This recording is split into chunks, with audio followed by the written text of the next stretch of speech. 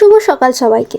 একটি নতুন সুন্দর দিনের সূচনা হলো কেবল জানালার পর্দাটা সরাতেই। ফ্রেশ হয়ে কাজের জন্য রেডি হয়ে নিলাম, কারণ আজকের দিনটা আমার জন্য ব্যস্ত আর স্পেশাল দুটোই। ফ্রেশ হয়ে সোজা চলে এলাম আমি আমার সেই প্রজেক্টের কাজে। আচ্ছা, প্রজেক্টটা ঠিক কী সেটা এখনই বলছি। কেন ইদানিং আমি এত ব্যস্ত ছিলাম আর পুরো রহস্যটা পরের ভিডিওতে ফাঁস করব, তাই এটা একটু সাসপেন্সই থাক। কাজ শেষ হওয়ার পরে প্রথম কাজ হলো রান্নাঘরে উঁকি দেওয়া। দেখি আজকে বাড়িতে কী কী রান্না হয়েছে। ঝটপট খাবারটা খেয়ে পেট পুজো সেরে নিলাম, কারণ আসল কাজের পর্ব তো এখনও বাকি আছে। খাবার দাওয়ার পর চলে এলাম সেলাইয়ের টেবিলে।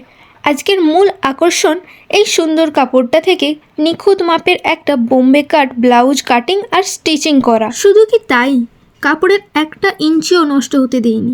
বাকি অর্ধেক কাপড়টা দিয়ে বানিয়ে ফেললাম দারুণ একটা কুর্তিও। নিজের হাতে এক টুকরো কাপড়কে নতুন রূপ দেওয়ার আনন্দটাই আলাদা। আজকের পুরো দিনটাই কেটে গেল এই কাটছাটা সেলাইয়ের মধ্যে দিয়ে। আমার এই ছোট্ট ব্লগটি আপনাদের কেমন লেগেছে জানাতে ভুলবেন না। আর হ্যাঁ, সেই সিক্রেটটা জানতে হলে কিন্তু পরের ব্লগটি অবশ্যই দেখতে হবে। সবাই ভালো থাকবেন, টাটা।